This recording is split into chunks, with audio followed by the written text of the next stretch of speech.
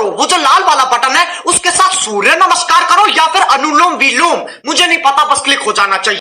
इनके फोन्स में नेटवर्क भी नहीं था, इसलिए वो दोनों किसी को कॉल करके मदद भी नहीं मांग सकती थी। इससे भी बुरी बात ये थी कि ये टावर एक रेगिस्तान के बीचों बीच था, इसलिए आसपास किसी का उन्हें देख पाना भी मुश्किल था। और तो और अगर इन दोनों में से कोई नींद लेने की कोशिश करती तो गिद्ध इनके पास आकर इनके मांस को खाने लगते। अब ये लड़कियां इस टावर पर कैसे फंसी और क्या ये इस टावर से बच पाई या मारी गई, चलिए देखते हैं हमारी आज की इस कहानी में। तो कहानी की शुरुआत में बैकी अपने हस्बैंड डैन और अपनी सबसे अच्छी दोस्त हंटर के साथ माउंटेन क्लाइंबिंग कर रही थी। तभी डैन को एक छोटी सी केव दिखती है जिसमें वो अपनी ग्रिप बनाने के लिए उसमें हाथ डाल देता है, लेकिन अचानक ही उस केव में से एक पंछी बाहर निकलता है जिसकी वजह से डैन अपना बैलेंस खो देता है और नीचे गिरने लगता है, लेकिन सेफ्टी वायर से बंधा होने की वजह से वो बच जाता है। यहाँ पर डैन माउंटेन को पकड़ने की कोशिश करता है। हंटर और बैकी उसकी मदद करने के लिए उसके पास आ ही रही थी कि तभी डैन की सेफ्टी वायर टूट जाती है और वो नीचे गिरकर मर जाता है। यहाँ से सीन प्रेजेंट में 1 साल बाद दिखाया जाता है, जहाँ बैकी आज भी उस इंसिडेंट में मरे अपने हस्बैंड को याद करके बहुत दुखी थी। वो काफी ज्यादा ड्रिंक करने लगी थी जिससे वो डिप्रेशन में थी। उसकी इस बात से उसके फादर जेम्स उसको लेकर काफी परेशान थे। वो बैकी को उस इंसिडेंट से मूव ऑन करने को कहते हैं, लेकिन बैकी उनकी कोई बात मानने को तैयार नहीं थी। एक दिन बैकी अपनी लाइफ से परेशान होकर बहुत सारी दवाइयाँ एक साथ खाकर सुसाइड करने की कोशिश करती है कि तभी उसके फोन पर हंटर का कॉल आता है जिससे वो सुसाइड नहीं करती। अगले दिन हंटर उसके घर जाती है। हंटर बैकी को उस इंसिडेंट से बाहर निकालने के लिए उसको कहती है कि उसने B67 टीवी टावर पर क्लाइंब करने का प्लान बनाया है और जिसमें तू भी मेरे साथ क्लाइंबिंग करने चल रही है। अब क्योंकि हंटर जानती थी कि बैकी को एडवेंचर प्लेसेस पर जाना बहुत पसंद था और काफी लंबे समय से उसने कोई एडवेंचर भी नहीं किया था, बैकी जो इस टाइम काफी परेशान थी, इसलिए वो हंटर को क्लाइंबिंग करने से मना कर देती है। लेकिन नेक्स्ट मॉर्निंग जब वो किचन में रखी अपनी मेडिसिन लेने जाती है तो वो थोड़ा सोचते हुए डिसाइड करती है कि वो उसके साथ क्लाइंबिंग करने जाएगी। इसके बाद हंटर और बैकी दोनों उस टावर की ओर निकल जाते हैं। रास्ते में बैकी हंटर के फोन में उसकी कुछ पुरानी फोटोज देखने लगती है। जैसे ही वो स्क्रॉल करते हुए आगे और फोटोज देखती है तो हंटर की एक फोटो में वो नोटिस करती है कि हंटर के कंधे पर एक लड़के का हाथ था। बैकी हंटर से उस लड़के के बारे में पूछती है, लेकिन हंटर उसे कुछ भी बताने से मना कर देती है। तभी यहाँ बैकी के फोन पर उसके फादर का कॉल आता है, लेकिन वो कॉल पिक नहीं करती। काफी देर ड्राइव करने के बाद वो एक होटल में रात गुजारने के लिए रुकते हैं। डिनर करते वक्त बैकी को पता चलता है कि हंटर अब एक यूट्यूब ब्लॉगर है और यूट्यूब रेवेन्यू से ही वो अपनी ट्रैवलिंग का खर्च उठाती है। इसी दौरान बैकी की नजर विंडो के बाहर उस टीवी टावर पर पड़ती है जहाँ पर वो दोनों जा रही थी। हंटर बैकी को बताती है कि ये टावर यूनाइटेड स्टेट का चौथा सबसे ऊंचा टावर है। नेक्स्ट मॉर्निंग बैकी और हंटर अपनी कार में बैठकर अपना सफर जारी रखती हैं। यहाँ पर हंटर ड्राइविंग करते करते ही अपने यूट्यूब चैनल के लिए व्लॉग बनाने लगती है, जिसमें वो अपने व्यूअर्स को बताती है कि वो अपनी बेस्ट फ्रेंड के साथ उस टीवी टावर पर चढ़ने वाली है। इसके बाद फाइनली वो दोनों उस टीवी टावर के पास पहुँच जाती है, जहाँ उन्हें गेट पर एक डेंजर साइन के साथ ताला लगा हुआ मिलता है। यहाँ से वो दोनों गाड़ी को छोड़कर पैदल ही आगे जाने लगती है। रास्ते में उन्हें कुछ गिद्ध एक मरे हुए जानवर को खाते हुए दिखाई देते हैं। हंटर इस चीज को भी अपने ब्लॉग में रिकॉर्ड कर लेती है और उस मरे हुए जानवर की फोटो क्लिक करके अपने इंस्टाग्राम अकाउंट पर पोस्ट कर देती है, जिस पर उसे बहुत जल्द ही काफी लाइक्स मिल गए थे। कुछ देर बाद वो टावर तक पहुंच जाते हैं। यहाँ पर हंटर अपना ब्लॉग बनाना बंद कर देती है। वहीं बैकी टावर की ऊंचाई देखकर डरने लगती है और उसे लगता है कि वो ये नहीं कर पाएगी, क्योंकि डैन के साथ हुए इंसिडेंट के बाद उसने कभी इतनी ऊंचाई का सामना नहीं किया था। लेकिन हंटर उसे उसका डर दूर करने के लिए कहती है, जिसके बाद हंटर सेफ्टी रोप को उसकी कमर से बांधकर टावर के ऊपर चढ़ना शुरू कर देती है। ये पूरा टावर काफी पुराना हो चुका था, जिस पर पूरी तरह से जंग लगी हुई थी। इस टावर की सीढ़ियाँ हिल रही थी और नट बोल्ट भी काफी लूज हो चुके थे। यहाँ पर ये दोनों काफी ऊपर तक चढ़ चुकी थी कि तभी बैकी के हाथ से सीढ़ी का एक पुराना हिस्सा टूटकर नीचे गिर जाता है, जिससे बैकी थोड़ा डर जाती है, लेकिन वो हिम्मत करके फिर से उस टावर के ऊपर चढ़ने लगती है। ऐसे ही धीरे धीरे वो आधे टावर तक पहुंच जाती है,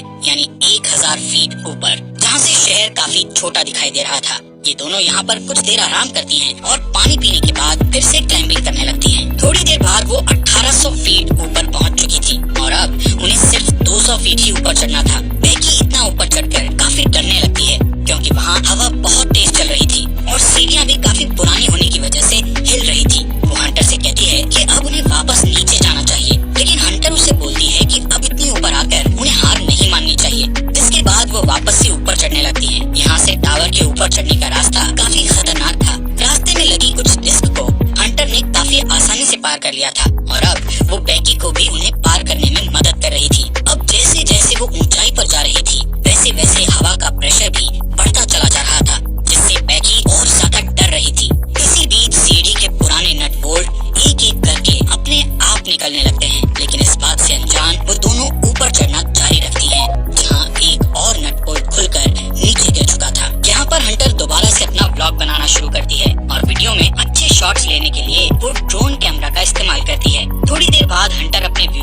और अच्छा कंटेंट देने के लिए बैकी को ड्रोन का रिमोट पकड़ाकर खुद उस टावर के सहारे एक हाथ पर लटक जाती है। शॉट्स लेने करता था, लेकिन बैकी इस चीज को भी इग्नोर करके इस टावर से नीचे उतरने के लिए कोई और आइडिया सोचने लगती है। थोड़ी देर बाद उन दोनों को दूरबीन से नीचे जमीन पर टावर के पास से गुजर रहा एक आदमी और उसका डॉग दिखाई देते हैं, जिससे वो उस आदमी से मदद के लिए चिल्लाने लगती है। लेकिन इतनी ऊंचाई होने के कारण उनकी आवाज नीचे नहीं जाती। यहाँ नीचे हम देखते हैं कि हंटर ने जो फोन जूते में डालकर नीचे फेंका था वो पूरी तरह से टूट चुका था और अब उनका ये प्लान भी फेल हो चुका था। वो आदमी वहाँ से जाने लगता है। ये देखकर बैकी हेल्प के लिए चिल्लाते हुए अपने दोनों जूते उस आदमी पर नीचे फेंक देती है ताकि उस आदमी का ध्यान ऊपर की ओर उन पर आ जाए। लेकिन वो आदमी ये नोटिस नहीं करता क्योंकि वो किसी से कॉल पर बात कर रहा था। इसके बाद बैकी वो फ्लेयर गन चलाने लगती है, लेकिन हंटर उसे ये कहते हुए फ्लेयर गन चलाने से मना कर देती है कि अभी दिन का समय है, इसलिए किसी को भी फ्लेयर गन का पता नहीं चलेगा। इसी दौरान वो दो और आदमियों को वहाँ थोड़ी दूर नोटिस करती हैं, जो यहाँ पार्टी करने के लिए आए थे। उन्हें देखकर वो दोनों डिसाइड करती हैं कि थोड़ा अंधेरा होने पर वो इस फ्लेयर गन का इस्तेमाल करेंगी ताकि वो लोग उन्हें नोटिस कर सकें। कुछ देर बाद रात हो जाती है और बैकी फ्लेयर गन का इस्तेमाल करती है, जिससे वो दो आदमी उन्हें देख लेते हैं। यहाँ पर बैकी और हंटर अपने हाथ हिलाते हुए और जोर जोर से चिल्लाकर उनसे मदद मांगने की कोशिश करती है। इसके बाद वो दोनों दूरबीन से देखते हुए नोटिस करती है कि वो दोनों आदमी हंटर की कार के पास जा रहे थे, जिसे देखकर दोनों खुश हो जाती है। लेकिन उनकी मदद करने के बजाय वो आदमी उनकी कार को चुराकर वहाँ से भाग जाते हैं। ये देखकर वो दोनों काफी दुखी हो गई थी और अब उन्हें जल्दी से कोई नया आइडिया भी समझ नहीं आ रहा था कि अब वो क्या करें। यहाँ पर बैकी हंटर से उसके पैर के टैटू के बारे में पूछ ही लेती है, जहाँ हंटर ये रिवील करती है कि उसका डैन के साथ 6 महीने तक अफेयर रहा था। इसके लिए वो उससे माफी मांगती है कि उसने उसके हस्बैंड के साथ हुकअप करके काफी बड़ी गलती करी। हंटर बताती है कि डैन उसे अच्छा लगता था और वो उससे प्यार भी करती थी, लेकिन डैन बैकी से ज्यादा प्यार करता था, इसलिए उसने जल्दी ही डैन से ब्रेकअप कर लिया था। बैकी ये सुनकर और भी ज्यादा डिसअपॉइंट हो जाती है कि उसकी बेस्ट फ्रेंड और उसका हस्बैंड दोनों ही उसे चीट कर रहे थे। अगली सुबह बैकी फोन चेक करती है, जहाँ उसे पता चलता है कि इस टावर पर चढ़े उन्हें 24 घंटे बीत चुके हैं। अब क्योंकि उन्हें काफी भूख और प्यास भी लग रही थी, इसलिए हंटर डिसाइड करती है कि वो नीचे डिस्क पे जाके अपने बैग को लेकर आएगी, जिसके लिए वो सेफ्टी रोप को टावर से बांधकर नीचे उतरने लगती है। लेकिन डिस्क से थोड़ी दूर पर वो रस्सी छोटी पड़ जाती है, जिससे हंटर उस बैग तक नहीं पहुंच पाती।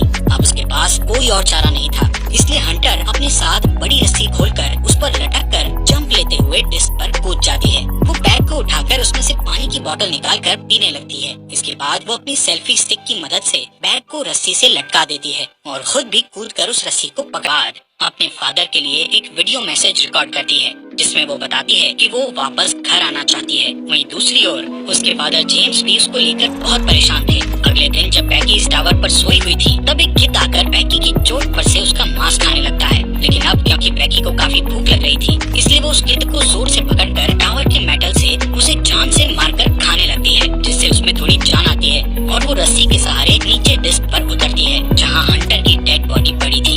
इसके बाद वो अपने डैड जेम्स को मैसेज करती है कि वो इस टावर पर फंसी हुई है और अपने फोन को हंटर के जूते में डाल देती है। लेकिन इस बार वो उस जूते को हंटर की डेड बॉडी में घुसाकर उसकी डेड बॉडी को नीचे फेंक देती है। इसके बाद रात में उसके फादर जेम्स को बैकी का मैसेज मिलता है और वो जल्दी से पुलिस को कॉल करके वहाँ टावर तक पहुँचता है। अब जैसे ही वो उस टावर तक पहुँचता है तो देखता है कि पुलिस एक डेड बॉडी को कवर कर रही थी। ये देखकर उसे लगता है कि ये उसकी बेटी बैकी की डेड बॉडी है जो जिंदा नहीं बच पाई। तभी उसे अपनी बेटी पुलिस की कार के पास दिखाई देती है, जिसके बाद वो दोनों एक दूसरे को गले लगाते हैं और इसी के साथ ये अमेजिंग मूवी यहीं पर खत्म हो जाती है।